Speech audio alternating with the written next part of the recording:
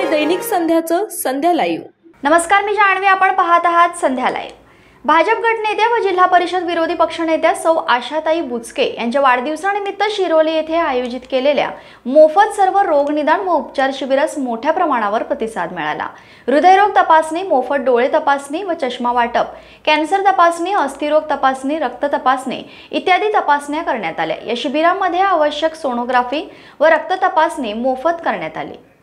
Sassoon general hospital, जिल्हा रुग्णालय, औंध, जिल्हा परिषद आरोग्य खाते, डी.वाय. पाटील मेडिकल, डॉक्टर कथे डायग्नोस्टिक, डॉक्टर डोळे हॉस्पिटल इत्यादींच्या तज्ञ डॉक्टरांनी विविध तपासण्या करून औषधोपचार केले। या कार्यक्रमाचे उद्घाटन आशाताई बुचके यांच्या हस्ते करण्यात आले।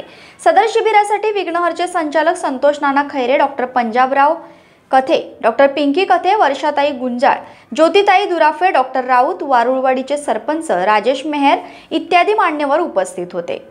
प्रतिनिधी मंगेश पाटे, शिरोली।